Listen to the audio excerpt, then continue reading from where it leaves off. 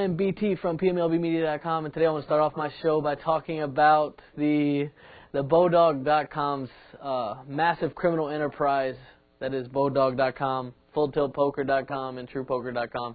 There's about 7 other sites that were also taken off the web by federal authorities for charges of illegal gambling and conspiracy to commit money laundering by 4 main players: former Canadian billionaire Calvin Ayre and his partners James Phillip, David Ferguson, and Derek Maloney. They're all facing many years in federal penitentiary for the conspiracy to commit money laundering and the illegal gambling. The illegal gambling is not nearly as much as the conspiracy to commit money laundering. That they actually have different bank accounts in Switzerland, England, Malta, and Canada, and they have different operations run throughout Europe, throughout Costa Rica, and Canada. Like I said, most of these guys, they're Canadian, and just got caught up in it. Terrible scandal. Gonna face. They're definitely going to the prison. There's this active investigation since 2006.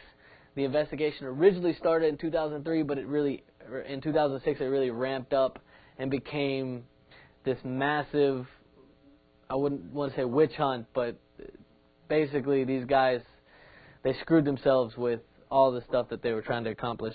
In 2008, authorities arrested 2 men on behalf of Bodog for money laundering. I believe it was over $24 million. And to see them go from that to now being charged with conspiracy to commit money laundering, it's sad. Sad day for Bodog, sad day for all those guys that like to bet and to have a little extra fun on the side. Now I want to kick it off. I want to go and start talking about the NFL Combine. I want to talk about the winners and the losers. My third winner would be Dontari Poe, defensive tackle out of Memphis. Guy is just a massive guy, over 6 feet tall, weighs 348 pounds. He ran a 4.98 40-yard dash, which is incredible for a guy his size. And he also put up the most bench press reps with 44 out of the entire Combine. I think when you look at a guy who's, I didn't know him, I don't know if you know him, but when he come out of college, it's a little bit unknown, and has turned into this workout warrior who's now put himself up in the first-round consideration. I think it's a pretty incredible story, and definitely look forward to doing more on him in the future. My second winner from the Combine would be Stephen Hill, wide receiver from Georgia Tech. Guy is 6'4", over 215 pounds. In his first unofficial time, he ran a 4.3, which is blazing. His official time ended up being 4.36, which is still blazing. But when you look at his size, he reminds me of a Calvin Johnson and a Demaryius Thomas, other guys that come out of Georgia Tech products. They're just athletic, and they're speedsters, and just have that size. I mean, could you imagine if Detroit picked this guy up in the end of the first round? Well, what it would be like having Calvin on one side, Titus Young in the slot, and then Stephen Hill on the other side. It would be ridiculous. And this guy, I believe, has pushed his way up into early to second to mid round, possibly first round. But I don't know. It depends on which teams fall in love with his speed. If they fall in love with his speed, then he will definitely be a first round pick. And my first winner, the big winner out of the Combine, I believe, was Luke Kuechly, out of linebacker from Boston College.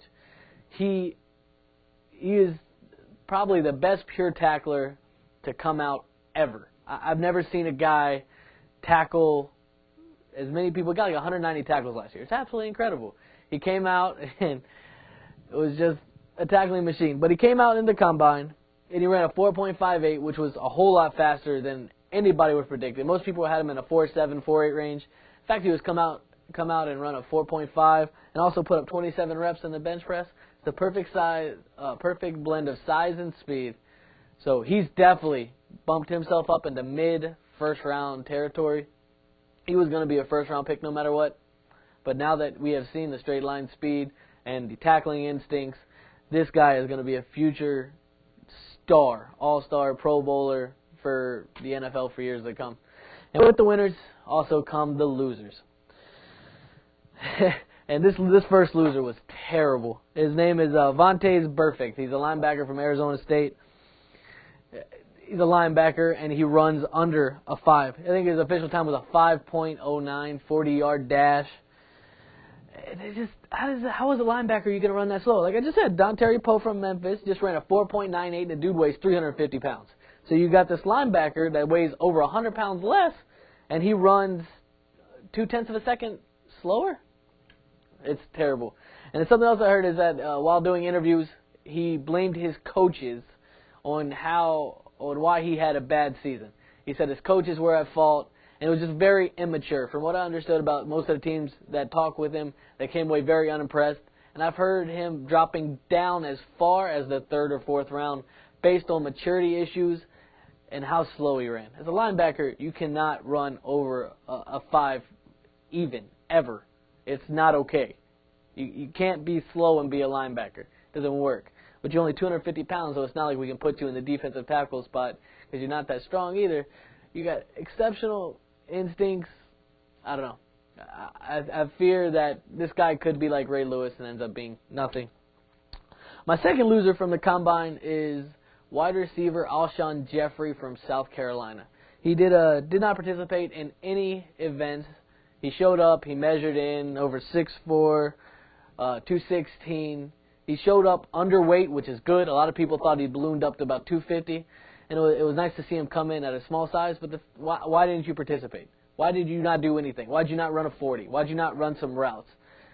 Are you that much of a surprise that we need to watch you go throw with some terrible quarterback from South Carolina? You should have done something. You don't go to the Combine to say, hey, I'm going to sit here and, just nothing. Absolutely nothing. I heard his interviews were terrible. I heard there's massive questions about his work ethic. His interviews, he just failed them, most of them. Teams came away also very unimpressed with his mental status and his work ethic. It's a big question. Yeah, I mean, you could have the best wide receiver in the world, most talent, and it means nothing if they're not willing to work for it and if not mature enough to be able to handle everything that's going to come with being an NFL prospect. My third and final loser is any team that wants to draft RG3. RG3, Robert Griffin III out of Baylor, had an exceptional combine. Yeah, he ran a 4.38 unofficial time, ended up being 4.41. But I heard the interviews is what sold everybody. The interviews, he went in there, he knows what he's talking about, he knows how to read defenses. From what I'm understanding, the price just got higher during this combine after they watched RG3 participate and show off his incredible athleticism, showed off his speed, and most importantly, showed off his intelligence in quarterback making decisions during different things. The three teams that I see RG3 possibly going to, I have Miami, Cleveland, and Washington. Of all those three, I definitely think that the Washington Redskins makes the most sense. Washington would be able to give draft picks away to be able to take RG3 away from the St. Louis. St. Louis would be able to drop not too far like Miami would, and they would be able to pick up RG3 and make it happen. I think Washington is absolutely the best fit for RG3.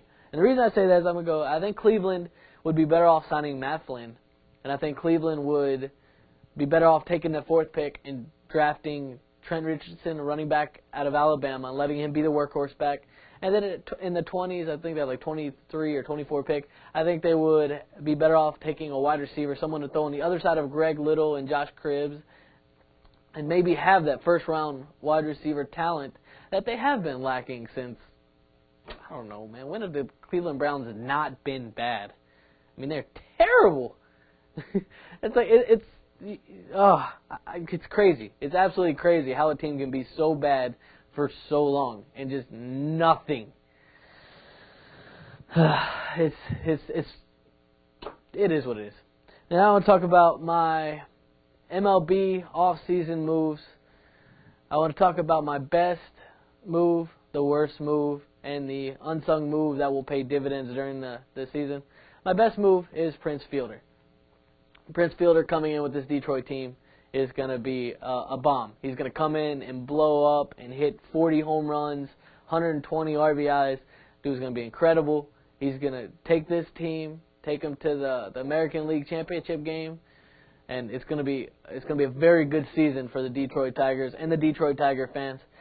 Get ready, get excited, because it's gonna be a very good year. You're gonna be solid, top of the. No doubt that you're not gonna win your division in the American League. There's no doubt. I have you winning it by about 15, 20 games over the second place team. There's just nobody to compete with it. When you got Justin Verlander throwing 100 miles an hour in the 8th inning, and then Prince Fielder, Miguel Cabrera, it's no match. It's a wrap. Before the season starts, I'm calling it a wrap. My worst move would be St. Louis letting go of his prize free agent, Albert Pujols. I think it's the biggest mistake that they could have made during this offseason. You have a guy that has won you 2 championships since he's been here, and that you're going to let him escape to another team. From what I understand, talking with Albert and talking with other different people, that there was not a good offer long-term from the Cardinals. That it was a short-term deal with about the same money, but Albert wanted to get locked up long-term, and for some reason they just refused to do it. And it is very sad, because he has his own restaurant franchise. I mean, he was the St. Louis Cardinals leader. Absolutely. And now I don't see who's gonna fill that hole.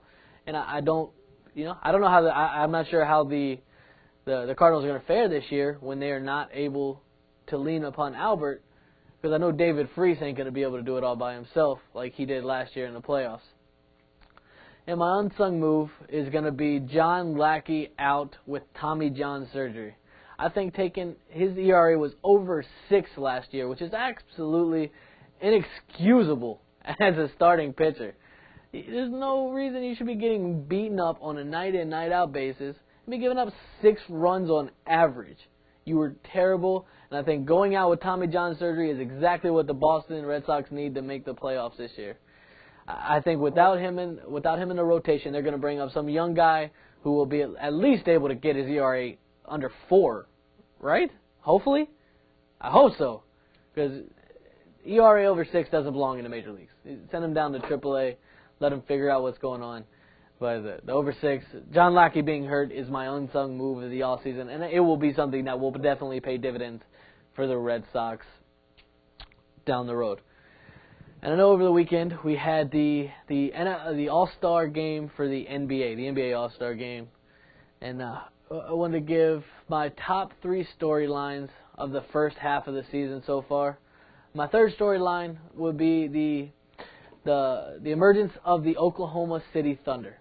They have done an absolutely incredible job. They've gotten up to a record of 37-7, been, if not the second best, if not the best team in the league behind Miami. I think they are absolutely on fire. They have the second best shooting proficiency in the league, also behind Miami.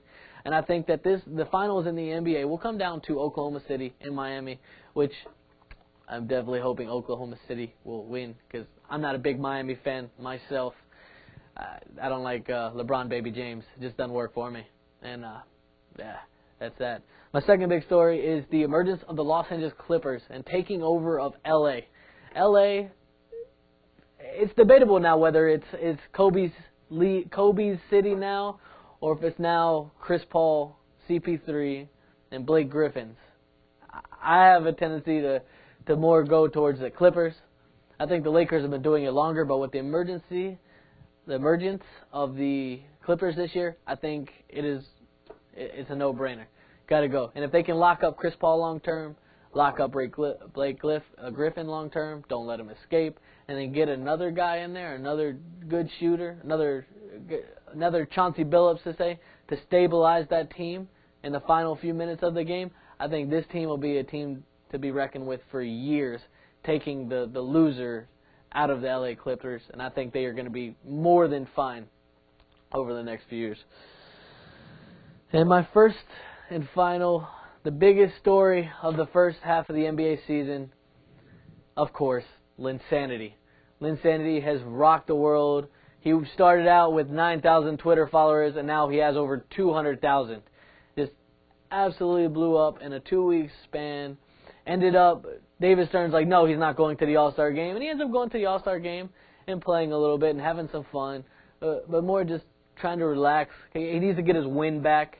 He struggled his last few games, but Linsanity taking over, it was like T-Bone Mania, except with a guy that I can actually play the position well. And yeah, it's good. It's a good story. It's nice seeing a guy come out of a Harvard and do well in the NBA. I'm enjoying it. I'm going to keep riding it. I know it's died down a little bit now, but hopefully over the next few weeks as I start playing, he'll start dominating again. Hopefully it was rested over the last week, and it'll be good. But Linsanity was by far the biggest storyline of the first part of the NBA season. I want to do a couple quick hitters real quick. And first I want to talk it off. Jimmy Johnson, little fun stat. Since he won the Daytona 500 in 2006, he has not finished better than 27th place in the Daytona 500. So since he won in 2006 at Daytona, he has not finished better than 27th. I know the race, the Daytona 500 last week, I know he finished in 42nd, crashed on the first lap. It just went out. There's nothing, absolutely nothing that he could do, and just went down. I know Danica Patrick over the last week, she's wrecked, I believe, 3 times. Hey, way to go, Danica. Hey, you've wrecked more car in the last weekend than I have in my entire 10 years of driving. So wow, absolutely amazing. And I don't know why you're so upset about people calling you sexy. You're a good-looking woman. You should not be getting upset about people calling you that. It's not degrading. You should be very appreciated. And finally, I want to talk about Dwayne Wade breaking Kobe's nose at the All-Star break. He comes out and apologized. I don't think it means nothing. Look very forward to seeing the game coming up this week. And I think there will be a lot of punishment dished out to Dwayne Wade for breaking Kobe's nose and giving him a concussion. Well, that's it for me. I am BT from PMLBmedia.com. You can follow me on Twitter at BT on PMLB and on Facebook at facebook.com/PMLB. Have a great day.